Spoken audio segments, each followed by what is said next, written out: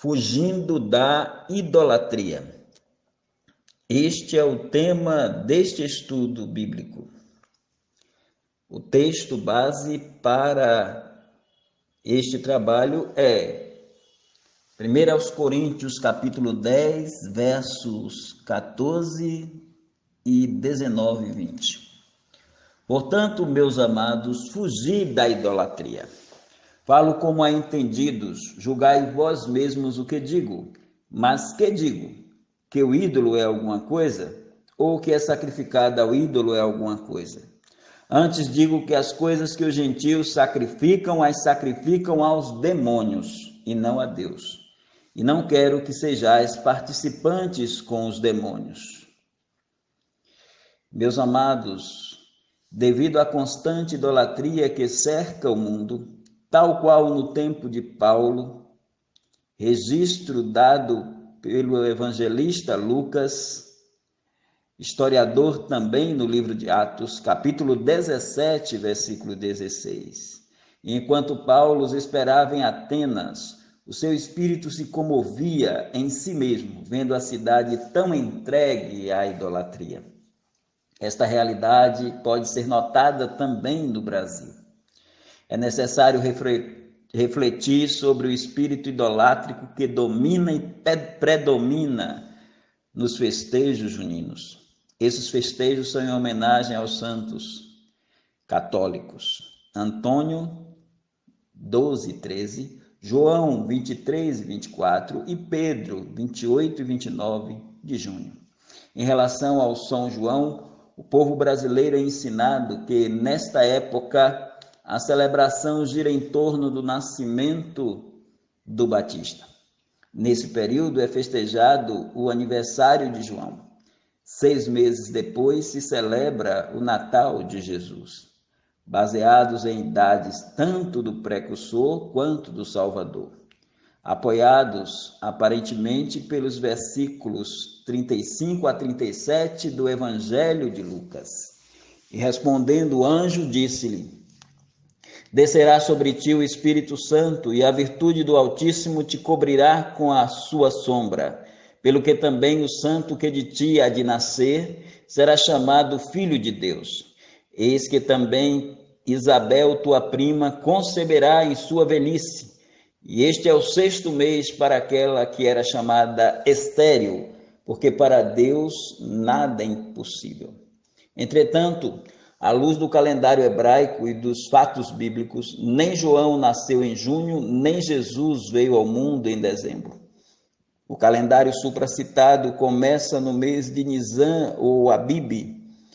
Esses meses, 12 meses do ano, eram de 30 dias, correspondentes em nosso calendário gregoriano aos meses de março, última quinzena, e abril, primeira quinzena. Traz a relação bíblica do evento do Batista para a 8ª ordem do sacerdócio levítico veterotestamentário.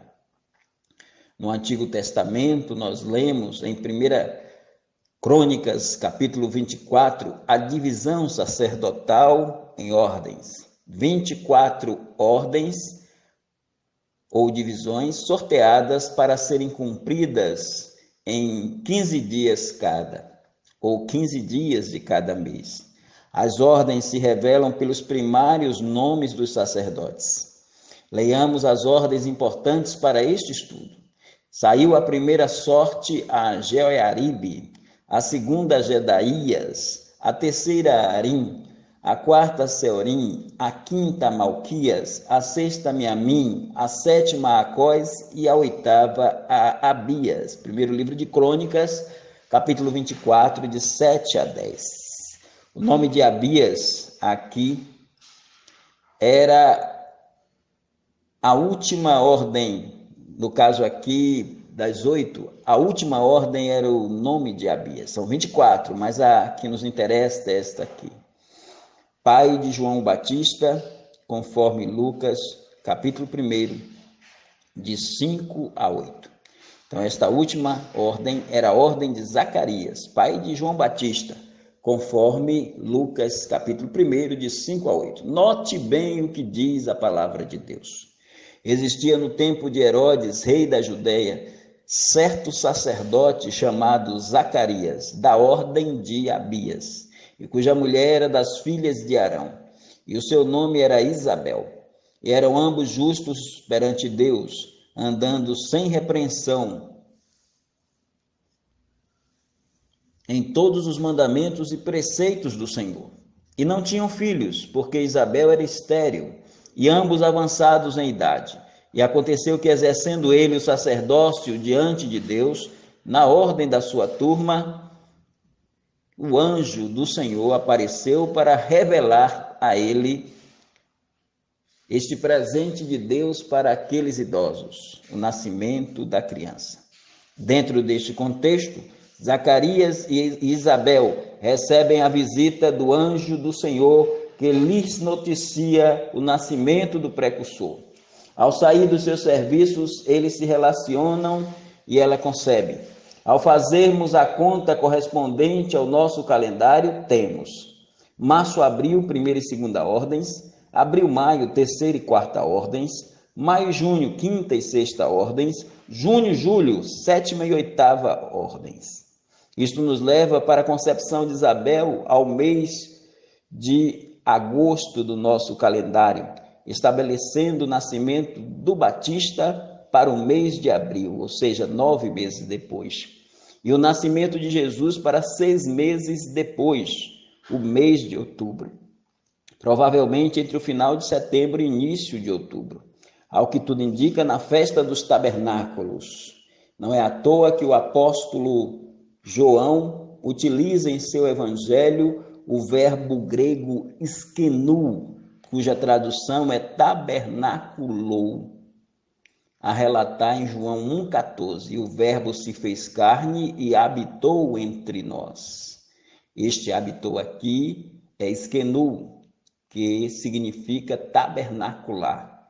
A ideia de tabernáculo na palavra de Deus, principalmente no Novo Testamento, nos leva a perceber a relação com o corpo humano, com o corpo de alguém.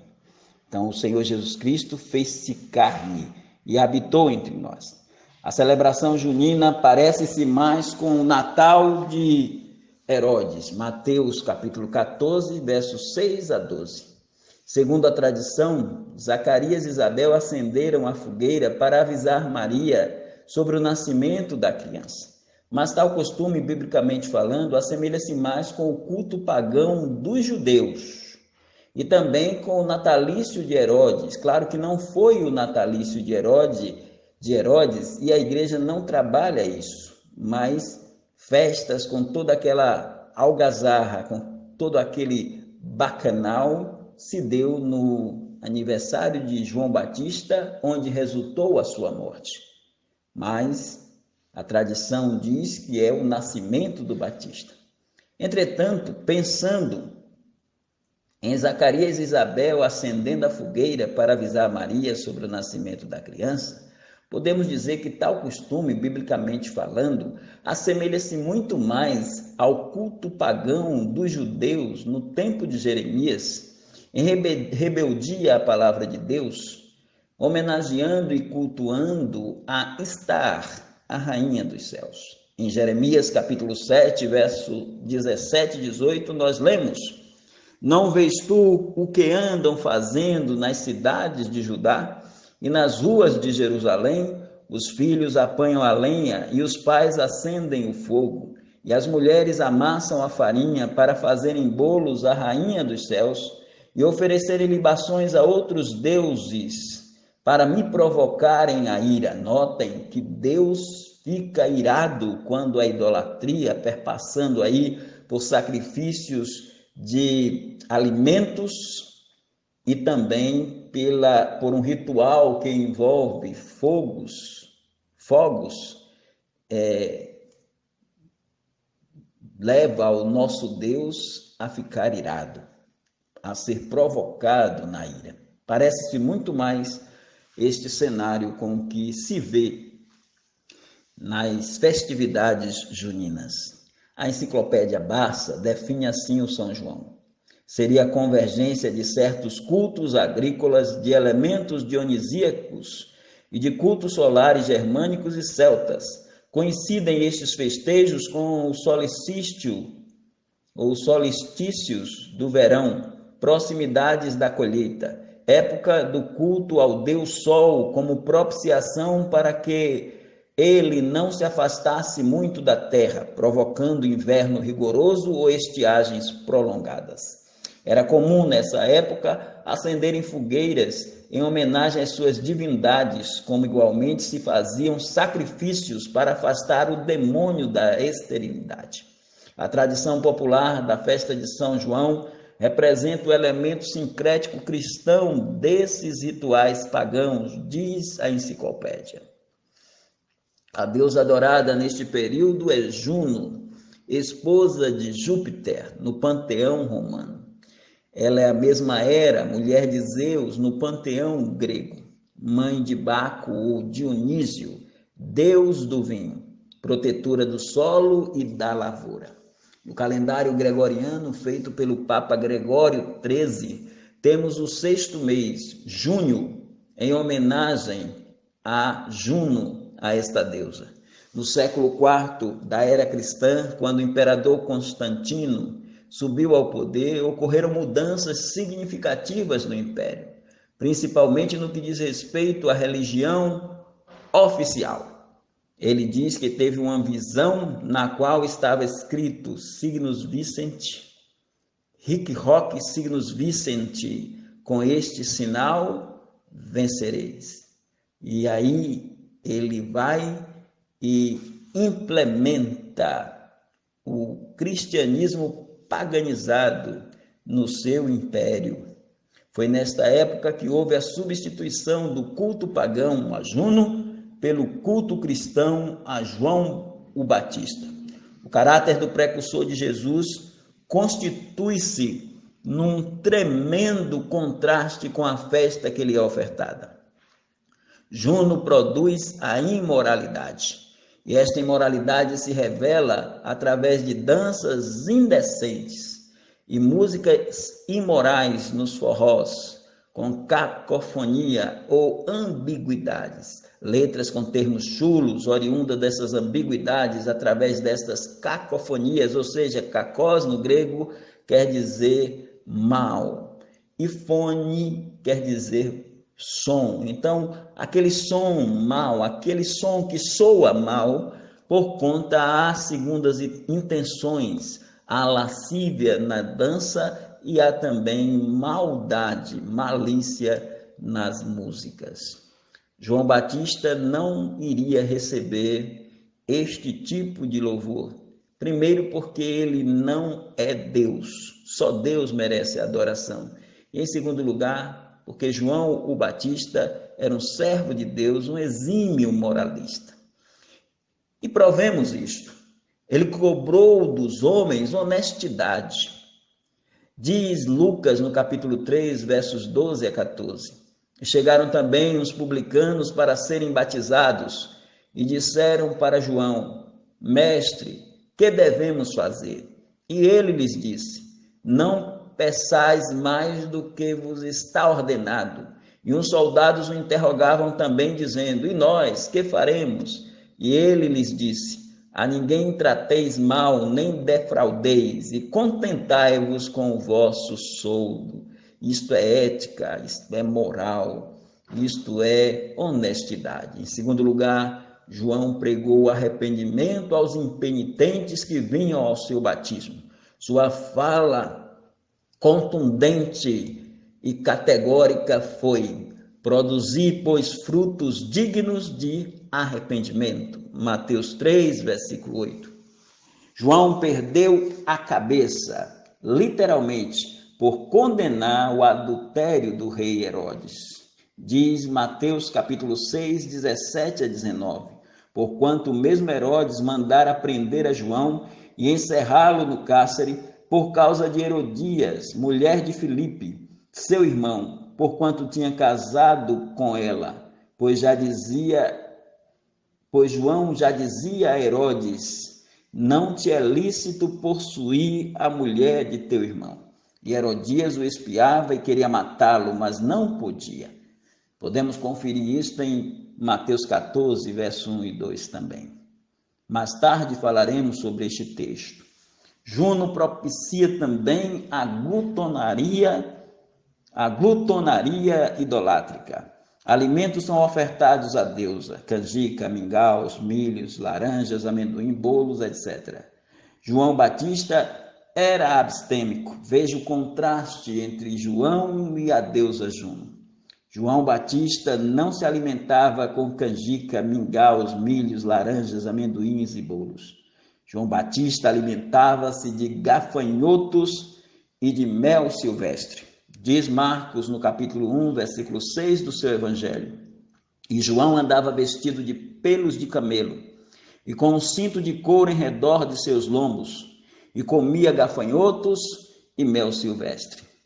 Juno é celebrada com cachaças, com bebidas alcoólicas. Licores e outros tipos de bebidas predominam nesta festa. Entretanto, João Batista nunca aderiu a estas coisas. Lucas capítulo 1, verso 13 a 15, o anjo do Senhor diz a Zacarias: não temas, porque a tua oração foi ouvida, e Isabel, tua mulher, dará à luz um filho, e lhe porás o nome de João, e terás prazer e alegria, e muitos se alegrarão no seu nascimento, porque será grande diante do Senhor, e não beberá vinho, nem bebida forte, e será cheio do Espírito Santo, já desde o ventre da sua mãe. Lucas 1, 13 a 15.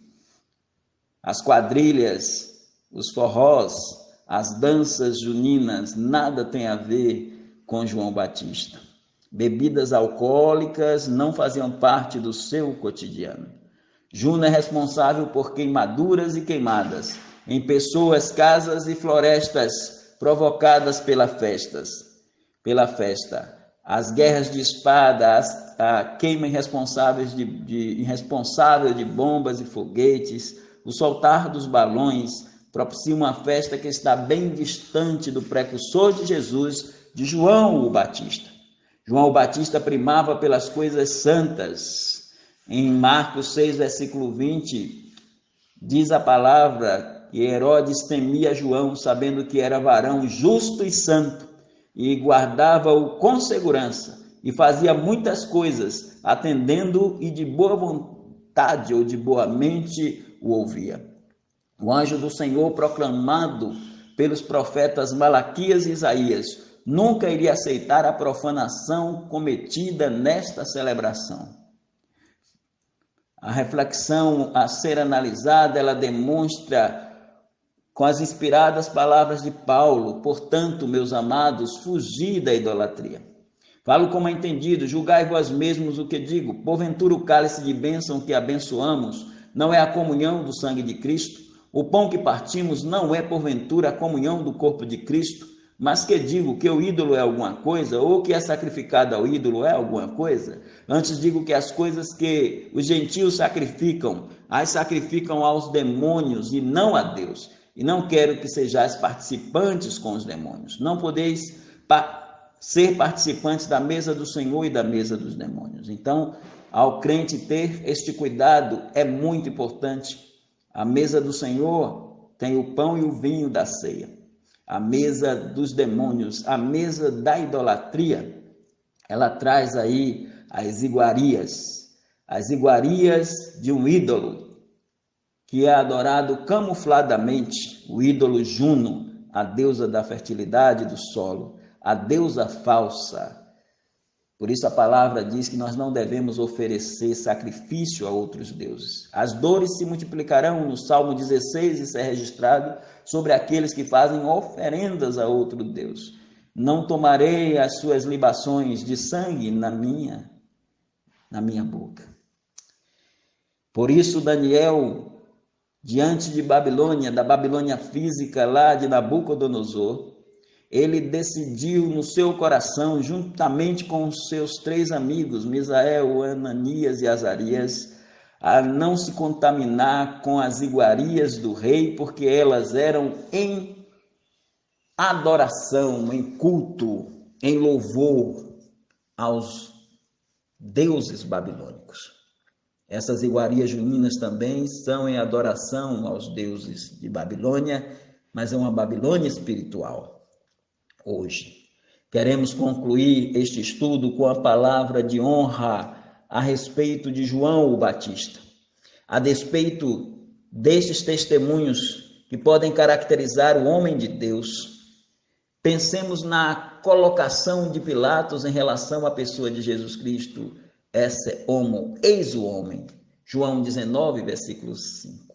Precisamos imitar ao Senhor Jesus, como diz Paulo, sede meus imitadores, como eu sou de Cristo. Devemos seguir os passos, como Pedro, do Senhor e Mestre, porque para isto somos chamados, pois também Cristo padeceu por nós, deixando-nos o exemplo para que sigamos as suas pisadas e andar nas pegadas, como aconselha João, 1 João 2,6, aquele que diz que está nele deve andar também como ele andou.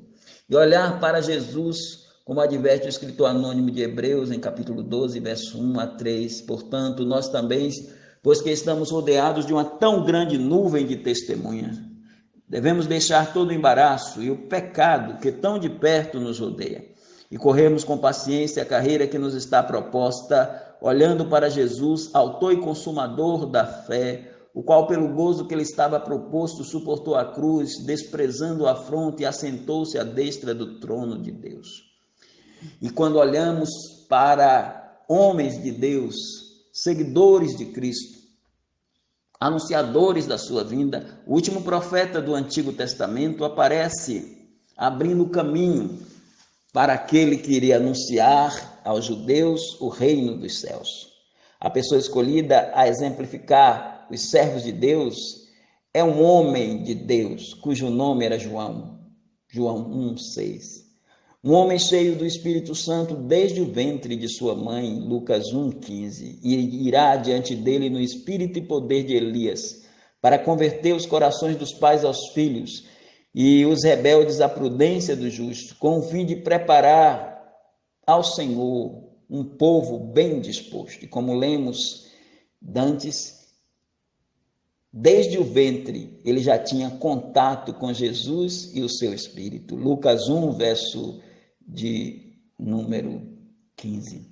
Porque será grande diante do Senhor, e não beberá vinho nem bebida forte, e será cheio do Espírito Santo já desde o ventre de sua mãe. Em segundo lugar, foi ele o primeiro a tratar do batismo no Espírito. Mateus 3, verso 11. Eu, em verdade, vos batizo com água para o arrependimento, mas aquele que vem após mim é mais poderoso do que eu, cujas sandálias não sou digno de levar. Ele vos batizará com Espírito Santo e com fogo. Em terceiro lugar, o homem cristão, a mulher cristã, nós servos de Deus, devemos ser cheios do Espírito Divino como João Batista. Efésios 5, verso 18. E não vos embriagueis com vinho em que há dissolução, mas enchei-vos do Espírito. Como João, a palavra de Deus esteve nele e deve estar também presente em nosso viver, ensinando e admoestando. A palavra de Cristo habite em vós abundantemente em toda sabedoria, ensinando-vos e admoestando-vos uns aos outros com salmos, hinos e cânticos espirituais, cantando ao Senhor com graça em vosso coração. Colossenses 3,16. Quão bom e singular era este homem de Deus, a ponto de desde o ventre já ter o Espírito Santo em plenitude na sua vida. Cantando e salmodiando com músicas espirituais, Efésios 5,19. Falando entre vós em salmos e hinos e cânticos espirituais, cantando e salmodiando ao Senhor no vosso coração. Em terceiro lugar, dando sempre graças a Deus por tudo, Efésios 3, versículo 20. Em tudo dai graças por a nosso Deus e Pai, em nome de nosso Senhor Jesus Cristo. Em quarto lugar, sujeitando-nos uns aos outros no temor de Deus, Efésios 5, 21. Assim diz a palavra. João Batista era um homem sem poderes extraordinários, mas era verdadeiro, era sincero. Em João capítulo 10, verso 42, nós lemos, e muitos iam ter com ele e diziam, na verdade, João não fez sinal algum, mas tudo quanto João disse de Jesus, era verdade. Ele não fazia milagres, mas era o maior homem do Antigo Testamento. Em Mateus 11, verso 11, a palavra de Deus nos diz: em verdade vos digo. Foi Jesus quem falou: entre os que de mulher têm nascido, não apareceu alguém maior do que João, o Batista. Mas aquele que é o menor no reino dos céus é maior do que ele. João Batista era maior do que Daniel, maior do que Jó, maior do que Abraão, Isaac e Jacó, porque ele teve o privilégio de profetizar o Messias, a chegada do Messias, e ao mesmo tempo ver o Messias, coisa que eles não viram. Mas aqui é dito que o menor no reino dos céus é maior que ele, porque aquele que faz parte da igreja, que é a esposa do Cordeiro, é maior do que João. Você tem o privilégio, meu irmão, de ser maior que João. João não era digno de desatar a correia das sandálias de Cristo, e nós não somos dignos de desatar as correias das sandálias de João. Entretanto, Deus nos deu esse privilégio de pertencer à esposa do Cordeiro. João não era o esposo, ele era o amigo do esposo. João também não era a esposa, ele era amigo do esposo. Ele não queria usurpar as honras de Cristo ou dos profetas. Daí, no capítulo 1 do Evangelho de João, versos 19 a 23, podemos ler: e este é o testemunho de João, quando os judeus mandaram de Jerusalém sacerdotes, levitas, para que lhe perguntassem: quem és tu? E confessou, e não negou, confessou: eu não sou o Cristo. E perguntaram-lhe: então, que? És tu Elias? Ele disse: não sou. És tu profeta? E respondeu: não. Disseram-lhe, pois, quem és? Para que demos a resposta àqueles que nos enviaram. Que dizes de ti mesmo? E ele disse: eu sou a voz do que clama no deserto. Endireitai o caminho do Senhor, como disse o profeta Isaías. A humildade de João é tremenda. Lição para todo líder, para todo pastor, para todo servo de Deus dos dias atuais. Aprender com João e aprender com Jesus a ser humilde. Esta é a tônica de quem serve a Deus da melhor maneira possível. João também não precisava de poderes miraculosos. A sua vida dizia tudo. Nos dias atuais, irmãos, também temos que agir assim. O Evangelho tem que ser verdade em nossas vidas. Não precisamos de poderes extraordinários. João era um homem compromissado com a pureza do lar. Lucas 1,17 nos diz: irá diante dele no espírito e poder de Elias, para converter os corações dos pais aos filhos e os rebeldes à prudência dos justos, com o fim de preparar ao Senhor um povo bem disposto. Sua meta era evitar a maldição à terra, a partir dos problemas familiares. Malaquias 4, versículo 6 diz: e ele converterá, o anjo do Senhor converterá o coração dos pais aos filhos, e o coração dos filhos a seus pais, para que eu não venha e fira a terra com maldição. A missão era de João, que não era casado e não tinha filhos, mas tinha esta missão diante de Israel. Ele foi capaz de perder a cabeça, mas ele não perdeu o juízo. Condenou o pecado mesmo do rei. Mateus 14, de 3 a 11, registra essa verdade, porque Herodes tinha prendido João e tinha amarrado e colocado no cárcere por causa de Herodias, mulher de seu irmão Filipe. E a história nós já sabemos. E João foi capaz de dizer na cara de Herodes que não era lícito possuir a mulher do seu irmão. Aos soldados, ele conclama que sustentem as suas famílias com um salário honesto. E os soldados interrogavam dizendo: e nós que faremos? E ele lhes disse: a ninguém trateis mal, nem defraudeis, e contentai-vos com o vosso soldo. João era um homem humilde e pronto a obedecer a Cristo. Era apenas um amigo do esposo. Com isto estava contente, João 3,29. Aquele que tem a esposa é o esposo. Mas o amigo do esposo que lhe assiste e o ouve, alegra-se muito com a voz do esposo. Assim, pois, já este meu gozo está cumprido. Considerava-se indigno de estar desatando as correias das sandálias do mestre. Marcos 1, verso 7. Pregava dizendo: após mim vem aquele que é mais forte do que eu, do qual não sou digno de, abaixando-me, desatar a correia das suas sandálias. Não se sentia no direito de batizar o mestre. Mateus 3, de 13 a 15. Então veio Jesus da Galileia ter com João junto do Jordão para ser batizado por ele. Mas João opunha-se-lhe dizendo: eu careço de ser batizado por ti, e vens tu a mim? Jesus, porém, respondendo, disse-lhe: deixa por agora, porque assim nos convém cumprir toda a justiça. Então ele o permitiu. João queria engrandecer Jesus em sua vida. Capítulo 3, verso 30, é necessário que ele cresça e que eu diminua.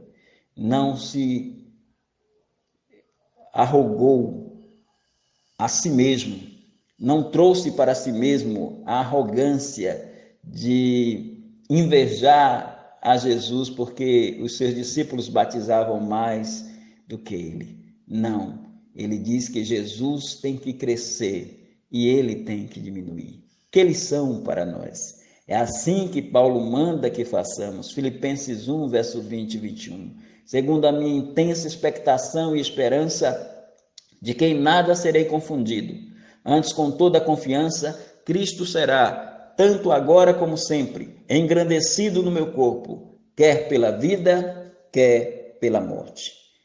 Eis aqui, meus amados, as características que refletem a vida de um homem cristão, de um homem crente, de um homem que preparou o caminho do Senhor.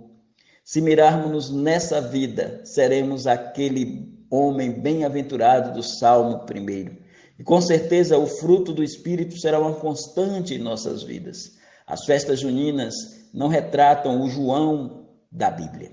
O João da Bíblia era bem diferente. Estas festas realçam uma idolatria sobre a qual nós devemos fugir e nos afastar de tudo aquilo que cheira a esta oferta idolátrica. Não podemos participar da mesa do Senhor e da mesa dos demônios. Nós somos servos de Deus, temos que ser diferentes. As iguarias do mundo, as iguarias de idolatria,